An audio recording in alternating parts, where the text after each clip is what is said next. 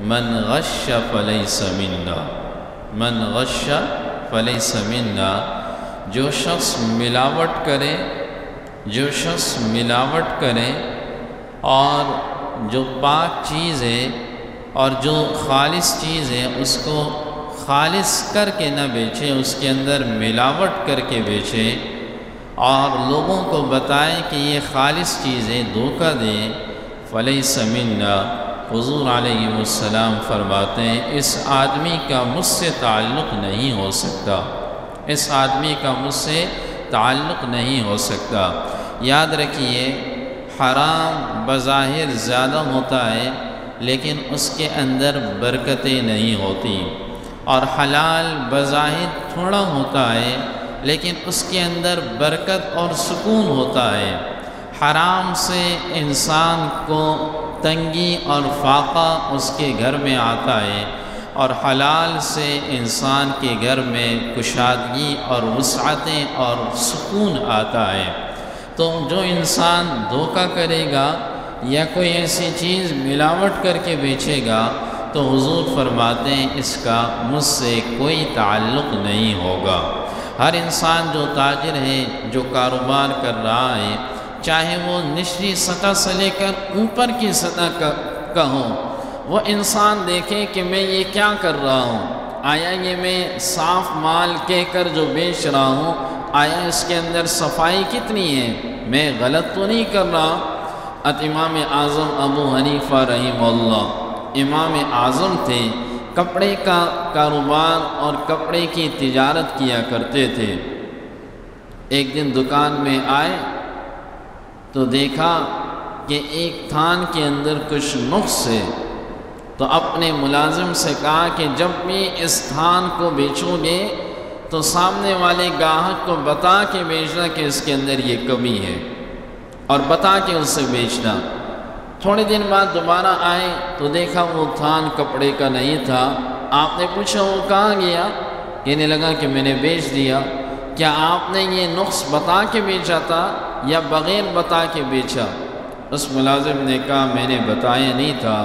تو آپ نے فوراً اپنے سر پہ ہاتھ مارا اور کہنے لگے بتاؤ تو صحیح کتنے کا بیچا؟ انہوں نے کہا اتنے کا بیچا۔ لینے والا کون تھا؟ اس کا حلیہ کیا تھا؟ اس کی صورت کیسی تھی؟ تو امام اعظم ابو حنیفہ رحمہ اللہ اس آدمی کو ڈھونڈتے ڈھونڈتے اس کے گھر تک پہنچ گئے، اور پہنچنے کے بعد اس سے کہا کہ یہ رقم آپ نے دی تھی، یہ رقم آپ اپنی واپس لے لیں، اور وہ جو کپڑا آپ نے خریدا تھا اس کے اندر یہ عیب تھا اور انہوں نے آپ کو بتایا نہیں تھا۔ وہ کہنے لگا میں پھر بھی راضی ہوں، آپ نے فرمایا نہیں، اس کے اندر یہ کمی تھی، لہٰذا یہ جو رقم آپ نے دی یہ واپس لے لیں، یہ کپڑا بھی اپنے پاس رکھیں۔ میں اللہ کی بارگاہ میں ایسا نہیں جانا چاہتا کہ میرے کاروبار کی وجہ سے اور میرے رزق کی وجہ سے سامنے والے کو نقصان ہو جائے۔ یہ حضرات خیال کیا کرتے تھے۔ ایک دن آئے تو آسمان پہ ابر تھا، آسمان پہ بادل تھے، تو آپ نے جلدی دکان بند کر دی۔ آس پڑوس والے دکاندار پوچھتے ہیں کہ آخر کیا وجہ ہے آج جلدی بند کی؟ تو آپ نے فرمایا اس لیے بند کی کہ ابھی اندھیرا ہے اور کوئی شخص لینے والا آئے اور بیکار چیز کو اچھا سمجھ کے اندھیرے میں نہ لے لے، اس لیے میں نے اپنی دکان جلدی سے بند کی۔ اللہ کا خوف، اللہ کا ڈر ان حضرات کے دلوں کے اندر موجود تھا۔ ہمیں اور آپ بتائیں کہ ہم جو کاروبار کر رہے ہیں آیا ہمارے کاموں میں کس چیز کے اندر ملاوٹ نہیں ہے؟ اور اگر کوئی گاہک آتا ہے تو بیچنے والا کہتا ہے پورے مارکیٹ میں آپ کو ایسی چیز نہیں ملے گی، اپنی چیز کی تعریف پورے مارکیٹ میں آپ کو ایسی چیز نہیں ملے گی، اور اتنی اچھی اور اتنی رقم پہ تو آپ کو کبھی نہیں مل سکتی۔ گویا کہ اپنی چیز کو اتنا بڑا چڑھا کے پیش کرنا، اور دل میں یہ ڈر بھی ہوتا ہے، حالانکہ ہم یہ بات تو کہتے ہیں کہ اللہ روزی دینے والا ہے، اللہ خالق ہے، اللہ رازق ہے، لیکن دل کے اندر عجیب قسم کے خیالات کہ اگر یہ چلا گیا تو پتہ نہیں یہ بکے گا یہ مال یا نہیں بکے گا، پتہ نہیں میرا کیا ہوگا، اس قسم کے عجیب خیالات ہمارے دلوں کے اندر آتے ہیں۔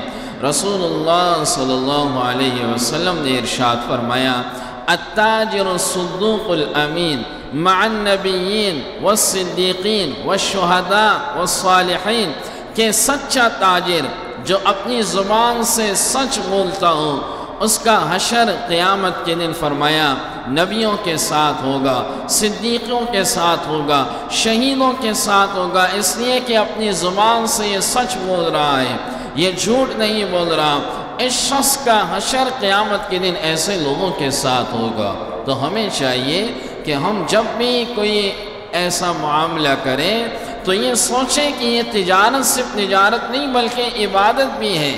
اگر کوئی شخص تجارت کر رہا ہے، حلال روزی اپنے بچوں کے لیے کما رہا ہے، حضور فرماتے ہیں یہ جب تک تجارت کے اندر مشغول ہے، جب تک یہ اپنے کاروبار میں مشغول ہے، اس کو ایسے ہی ثواب ملے گا جیسا کہ ایک عبادت کرنے والے کو اجر و ثواب ملتا ہے۔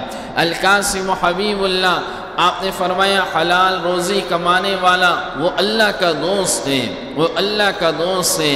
جو انسان حلال کماتا ہے یہ در حقیقت اللہ کا دوست ہے۔ سعد بن ابی وقاص رضی اللہ تعالیٰ عنہ سے آپ نے فرمایا کہ اپنی روزی کو حلال کر لو، اللہ تمہاری ساری دعاؤں کو قبول کرنا شروع کر دے گا۔ تو آج اس کی بڑی ضرورت ہے کہ ہم اپنے کاموں کے اندر ملاوٹ نہ کریں، اور اگر پیچھے سے کوئی ایسی چیز آتی ہے ملاوٹ شدہ، آپ کا کام بیچنا ہے، سامنے والے نے پوچھ لیا تو آپ کھل کے اسے بتائیں، آپ کھل کے اسے بتائیں میں یہ پیچھے سے آ رہا ہے، اس کے اندر یہ ملاوٹ ہے، اور یہ یقین یا عقیدہ رکھیں کہ اللہ یہ روزی دینے والا ہے، اللہ یہ مشکلات حل کرنے والا ہے۔ کتابوں کے اندر ایک واقعہ لکھا ہے کہ ایک شخص تھا اور وہ چور تھا، لیکن اس نے اپنا بچہ کسی دینی جگہ پر داخل کروایا، اور داخل جب کروایا تو یہ بچہ جس استاد کے کلاس میں تھا وہ استاد روزانہ اللہ کے ناموں میں سے ایک نام بچوں کو یاد کروایا کرتے تھے۔ انہوں نے ایک نام اللہ کا یاد کروایا، بصیر، اللہ دیکھنے والا ہے، اللہ دیکھنے والا ہے۔ قرآن مجید میں بھی مختلف مقامات میں ان اللہ بصیر بالعباد، اللہ اپنے بندوں کو خوب دیکھنے والا ہے۔ اب بچے کے دل میں یہ بات آ گئی کہ بصیر اللہ کی ذات ہے، بصیر اللہ رب العزت ہے، اللہ دیکھنے والی ذات ہے۔ تو یہ باپ اپنے بچے کو ایک دن کسی انگور کے باغ میں لے گیا اور اپنے بچے سے کہنے لگا کہ یہاں باہر پہرا دو، میں انگور توڑتا ہوں اوپر جا کر، اور اگر کوئی آئے یا کسی کی آہٹ محسوس ہو تو مجھے آواز دے دینا تاکہ میں اتر جاؤں۔ چوری کر رہا تھا، اب جیسے یہ باپ اوپر چڑھنے لگا تو یہ بچہ کہنے لگا یا ابی یا ابی احد یرانا، اے میرے پیارے ابا جان، اے میرے ابا جان، کوئی ہمیں دیکھ رہا ہے، احد یرانا، کوئی ہمیں دیکھ رہا ہے۔ یہ باپ جلدی سے نیچے اترا، اور اترنے کے بعد باغ میں دیکھا تو کوئی نہیں تھا، باغ سے باہر اس نے اپنی نظریں دوڑائی تو کوئی نہیں تھا۔ بیٹا کون ہے جو ہمیں دیکھ رہا ہے؟ یہاں تو کوئی نہیں ہے، کون ہے جو ہمیں دیکھ رہا ہے؟ بچے نے کہا مجھے میرے استاد نے یہ بات سمجھائی ہے کہ اللہ ہر شخص کو ہر جگہ اور ہر وقت دیکھتا ہے۔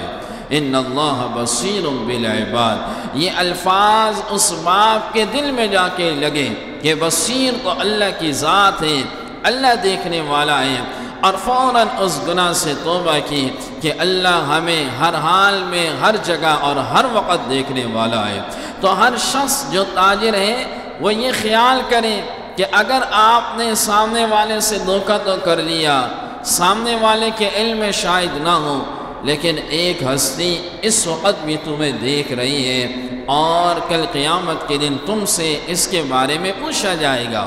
حضرت مولانا ڈاکٹر عبدالحی رحمہ اللہ فرمایا کرتے تھے کہ ہر چیز عبادت بن سکتی ہے، ہر چیز نیکی بن سکتی ہے، بس اس کا زاویہ بدل دو۔ آپ اپنے ٹھیلے پہ آئیں، اپنی دکان پہ آئیں، اپنی فیکٹری پہ آئیں، یہ نیت لے کے آؤں کہ اس سے میں حلال کماؤں گا، حلال اپنی اولادوں کو کھلاؤں گا، حلال اللہ کے راستے میں خرچ کروں گا، اس حلال کی آمدنی کو میں کھاؤں گا اور اس سے عبادت کروں گا۔ تو آپ کا جتنا وقت اس کام میں لگ رہا ہے یہ پورا کا پورا وقت اللہ کی عبادت کے اندر شمار ہوگا۔ من غش فلیس منا، حضور نے فرمایا جو ملاوٹ کریں اس کا مجھ سے کوئی تعلق نہیں۔